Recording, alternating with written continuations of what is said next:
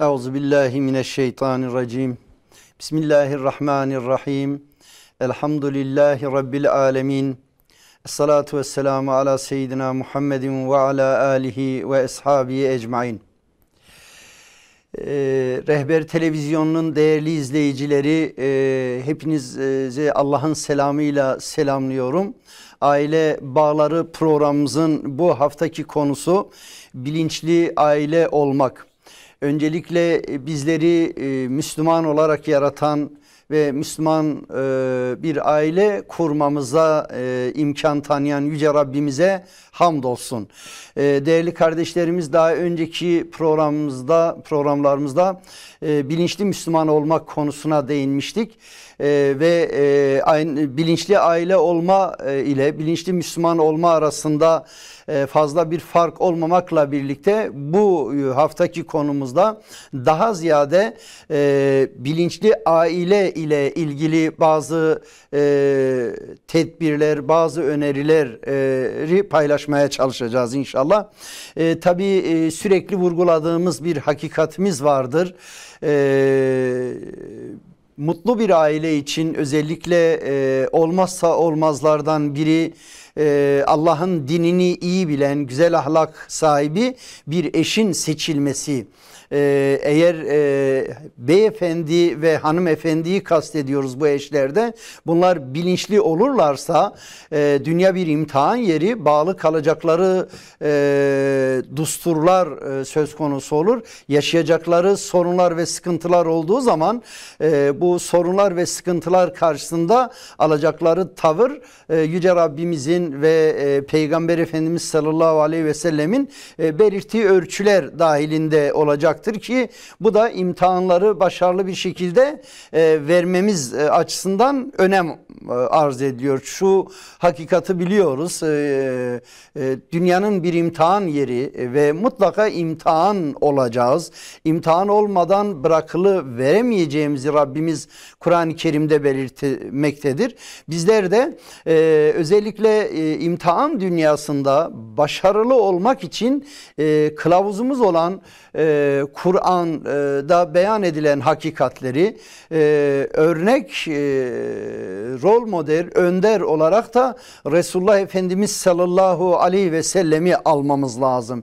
Çünkü Peygamber Efendimiz ömrünün sonlarında aranıza iki şey bırakıyorum. Bunlara sımsıkı sarıldığınız müddetçe gaflete girmezsiniz, yanlışlıklara sapmazsınız. Yani bizim için bu hakikatler netice itibariyle imtihanlarımızda da başarılı olmamızı sağlamaktadır. Bundan dolayıdır ki Müslümanlar çocuklarına öncelikle Allah'ı tanıtırlar, Allah'ın kitabını tanıtırlar. Sonra da bu Allah'ın kitabındaki o güzel ahlakı yaşayan Peygamber Efendimiz sallallahu aleyhi ve sellemi tanıtırlar. Tabi Peygamber Efendimizin yetiştirmiş olduğu sahabeleri de okumak, öğrenmek, en azından bunlarla ilgili Peygamber Efendimizin yetiştirdiği sahabe nesli hususunda bilgi sahibi olmak, kendi neslimizi yetiştirme konusunda da bize örneklik teşkil etmektedir değerli kardeşlerimiz. Bunun dışında malumunuz ailelerimiz, yani bizler çocuklarımız dahil en çok etkilendiğimiz ortamlardan biri aile ortamımızdır. Çevredir. Tabii yakın çevre, uzak çevre olarak geniş bir şekilde de tanımlayabiliriz. Bunun dışında değerli kardeşlerimiz okul ortamıdır, ekranlardır, arkadaş çevresidir. Bütün bu ortamlar bizi ve evlatlarımızı etkilemektedir. Dolayısıyla bilinçli olan aileler özellikle bu gibi hususlarda da seçici davranmak zorundadırlar. Eğer burada da rastgele hareket edilirse malumunuz şu anda küreselleşen dünyanın patronları zalim olan güçlerdir. Bunların basın bunların elinde, yayın bunların elinde, düzen bunların elinde. Eğer bizler doğal akışına kendimizi ve evlatlarımızı bırakırsak maalesef bunların ifsatlarından zarar görürüz.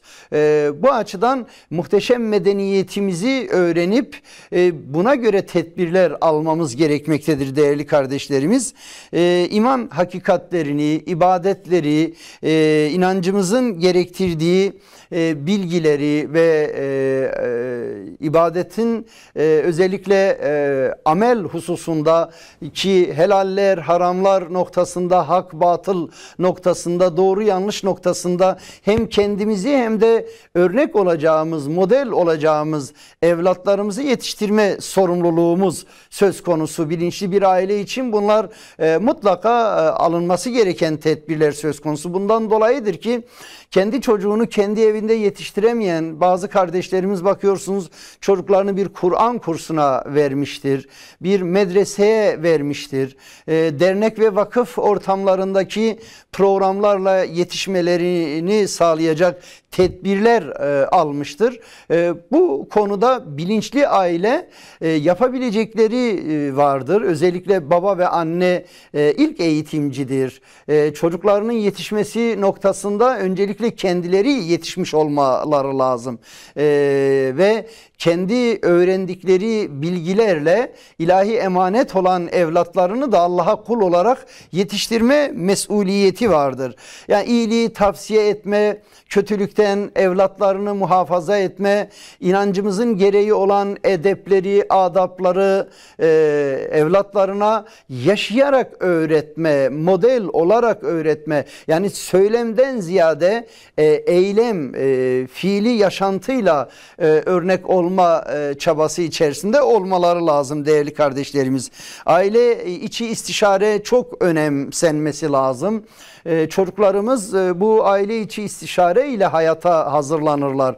Zaman zaman önerileri olur, görüşleri olur, düşünceleri olur. Yanlış da olsa dilekleri, temennileri olur.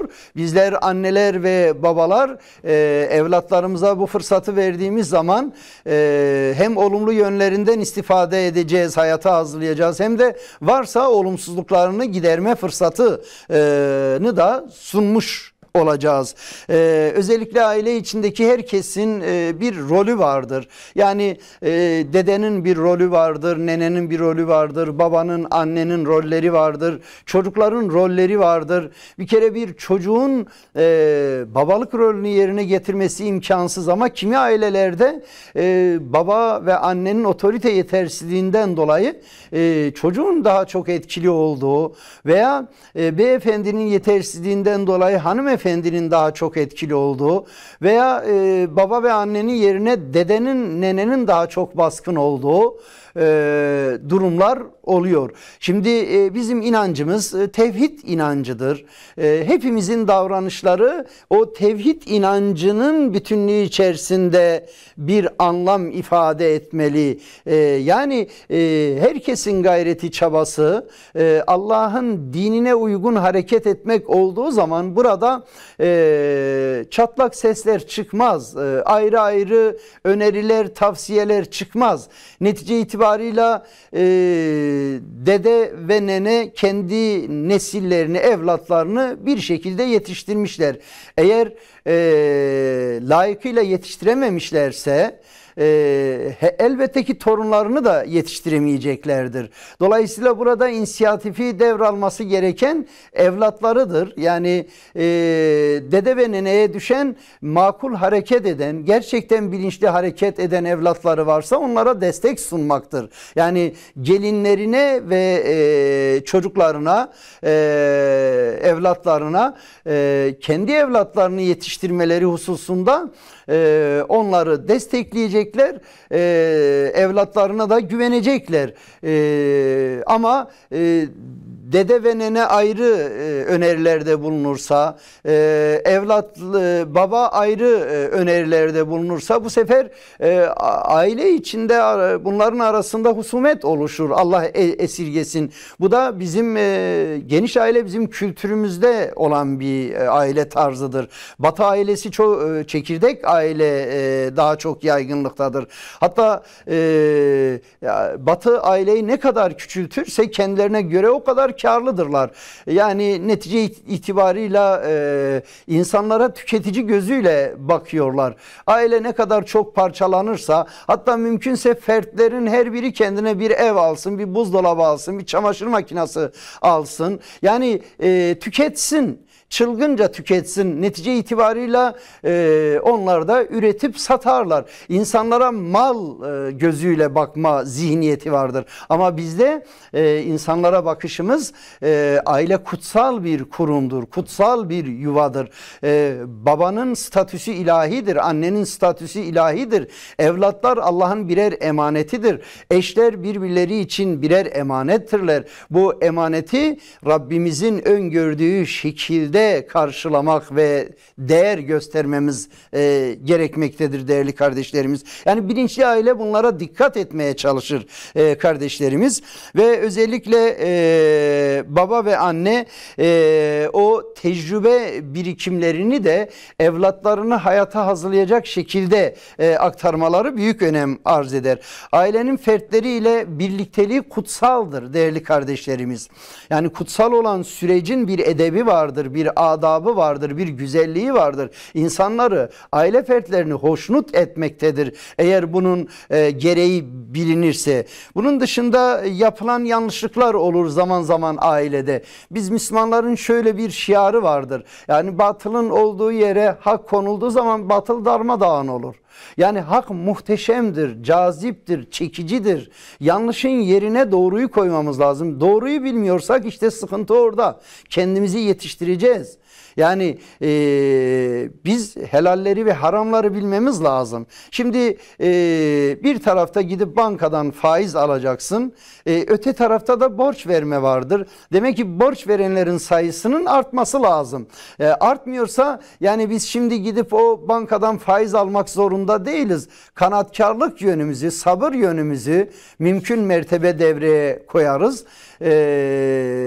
Dayanışma kuruluşlarımız vardır. Yani bazı noktalarda biraz daha sosyal yönden bazı görevleri ifa etmemiz lazım. Yeri geldiği zaman bazı aracılarla bazı sorunları çözmemiz gerekir. Yani haramlara yaklaşmama noktasında Müslümanların bir hassasiyeti söz konusu değerli kardeşlerimiz. Özellikle aile içinde yalan, gıybet, dedikodu, çekiştirme gibi hele akrabalar olumsuz anlatma, komşuları olumsuz anlatma yanlışlığından kaçınmalıyız. Yani gün gelir yani eğer bunlar yaygınlaşırsa akrabalarımız da bizimle ilgili aynı değerleri yaşayacaklardır. Komşularımız da bizimle ilgili aynı değerlendirmeler içerisine gireceklerdir ki ümmetin kardeşliğine bu hiç yakışmaz kardeşlerimiz. Mümkün mertebe varsa akraba ve komşularımızın olumsuzluklarını giderme görevi bize düşüyor. Olumsuzlukları çekişme sebebi, dedikodu sebebi yapmak biz Müslümanlara asla yakışmaz. Makul bir ortamda bir araya gelinir, var olan yanlışın yerine doğru söylenir ve birlikte doğrularda, ortak paydada bir diyalog içerisine girilir değerli kardeşlerimiz. Aileler özellikle zamanı güzel planlamaları lazım. Nefis boşluk kabul etmiyor değerli kardeşlerimiz. Aile fertleri değerli uğraşlar, değerli etkinlikler, değerli bir planlamayla haşır neşir olması lazım. Yani günde 5 vakit namaz olmazsa olmaz programlarımızdan biriyken öte tarafta eksikliklerimizin giderilmesi için mutlaka hangi noktalarda eksikliğimiz varsa konuyla ilgili kitap olur, konuyla ilgili televizyon programları ki burada seçici davranmamız büyük önem arz eder. Bu konuda yani yapacağımız planlamaya mutlaka bunları koymamız lazım değerli kardeşlerimiz. Aile içi iş bölümü yani Yani düzenli ailelerde aile içi iş bölümü vardır. Zaman zaman belki denk gelmişsiniz. Yok o bugün kapkacağı ben yıkadım. Öbürü bugün yemeği ben yaptım. Hep ben yapıyorum. Hep ben yıkıyorum. Böyle eften püften sorunlarla aile içi huzursuzluklar yaşanmaktadır. Acaba değiyor mu buna? Yani kutsal bir yuva ortamında, iletişimlerin ibadete tabi olduğu bir ortamda aile, bilinçli aile böyle bir araya gelir. Makul bir vakitte, bir çaylı, bir çerezli sohbet ortamında, yemekli bir ortamda, güzel bir anda böyle bir iş bölümü yapılır. İş bölümü yapılırken aksaklık çıktığı zaman biri fedakarlık yapar, diğerinin işini görür.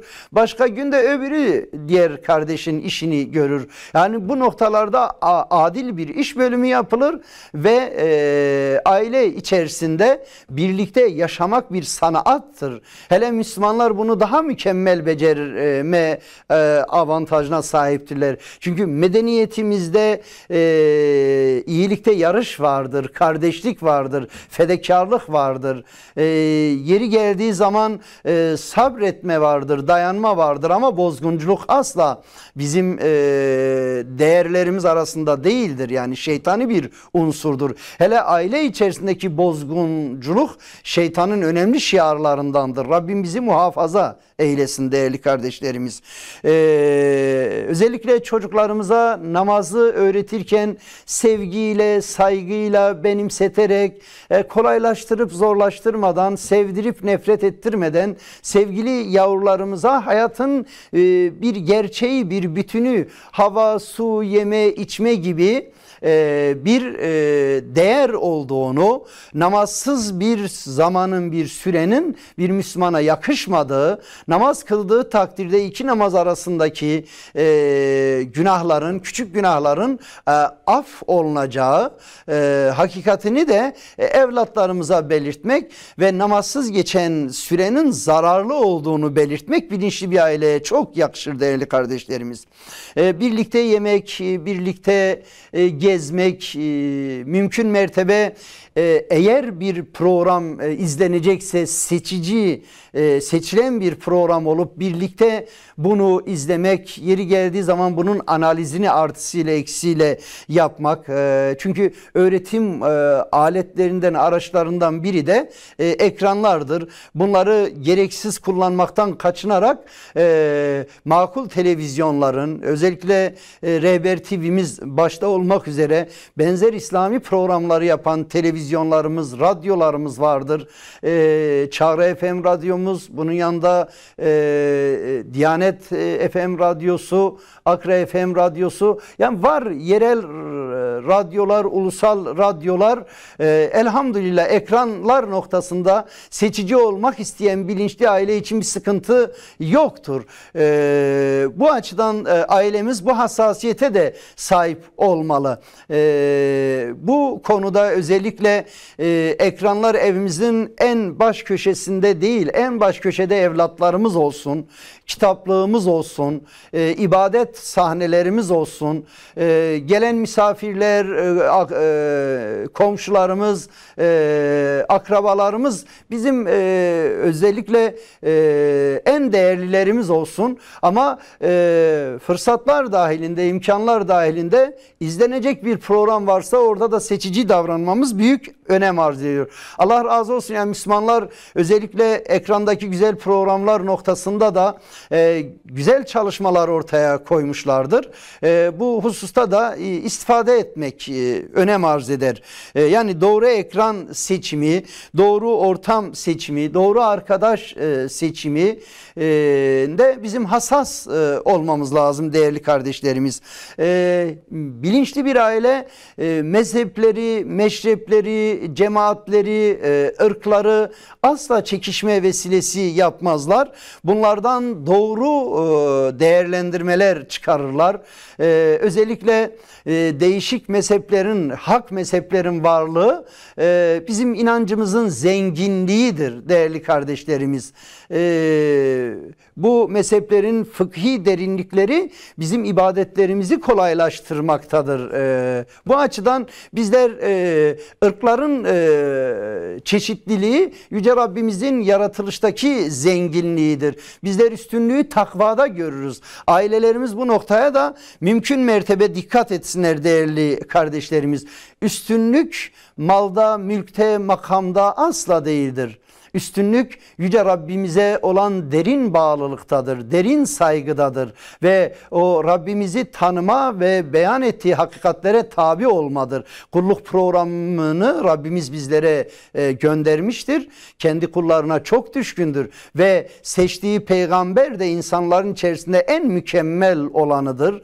Bu hususta bizim için, medeniyetimiz için imkanlarımız fevkalade harikadır. Bugün Batı'nın İslam'a düşmanlığının en büyük nedenlerinden biri bu. Eğer İslam'ı, Müslümanları ifsad edip birbirlerine düşürmezlerse kendi zulümlerinin başlarına yıkılacağını bilirler. Bu noktada mümkün mertebe biz değerlerimize sahip çıkalım. Öğrenelim, öğretelim ve yaşayalım öncelikle. Yaşanmayan değerler yok olmaya mahkumdur değerli kardeşlerimiz.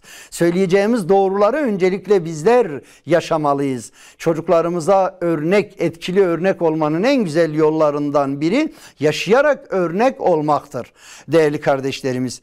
Evet, yani hepimiz birlikte Allah'ın ipine, Allah'ın dinine, Kur'an'a sarılmakla mükellefiz, görevliyiz. Değerli kardeşlerimiz, tabii yani özellikle tefrika bir ülkeye girdiği zaman, bir aileye girdiği zaman o ailede, o ülkede, o toplumda güç zafiyeti meydana gelir. Bu da kime yarar? İslam düşmanlarına, sömürü güçlere dayanır, yarar yani. Bunlardan ya bu noktada uyanık olalım, bilinçli olalım, şeytanın oyununa ve şeytanların dostlarının oyununa gelmeyelim değerli kardeşlerimiz. Anne ve babalar, sevgili değerli kardeşlerimiz, çocuklarımızla görmek istemedikleri şeyleri kendileri de yaşamamaları lazım. Çocuklarını tek taraflı sevmeli, tek taraflı ilgi göstermeli ve varsa yanlışlıkları gururlarını rencide etmeden, onları incitmeden seviyeli bir davranışla giderme çabası içerisinde olurlarsa şahsiyetli bir neslin yetişmesine de katkı sağlayacaklardır. Özellikle bilinçli aileler çocuklarının okullarını seçerler. Okul müdürlerini, öğretmenlerini seçmede hassastırlar. Zaman zaman okula ziyarete giderler. Okuldaki işlere müdahale etmek yerine okuldaki çocuğunun vaziyetini görürler ve olumsuzluklar varsa olumsuzlukları okul idaresi ve öğretmenleriyle paylaşarak giderme noktasında destek isterler. Çocuklar okul ortamında da yozlaşabiliyorlar.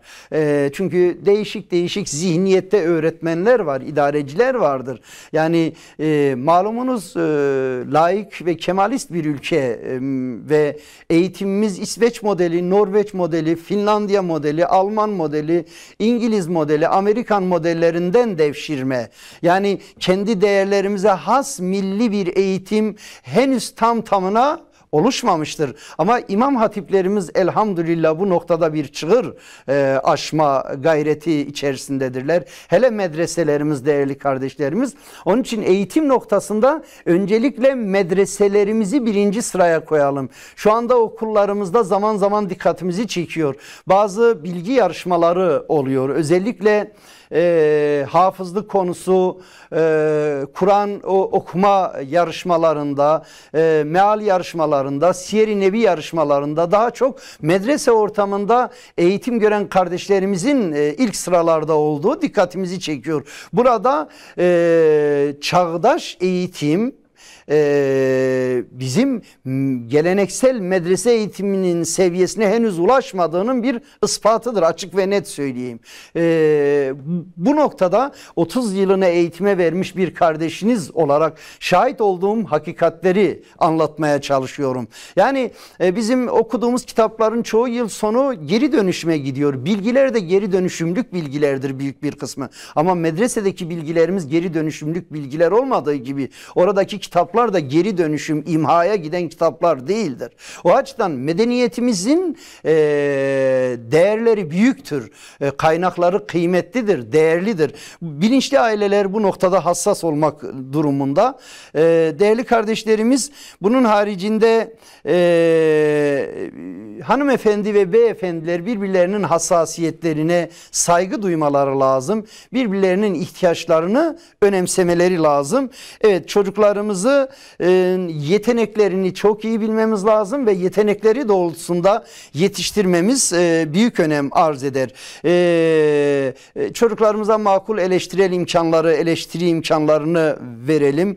Değerli kardeşlerimiz, özellikle kıyaslamayalım çocuklarımızı. Mümkün mertebe verdiğimiz sözleri yerine getirmeye çalışalım.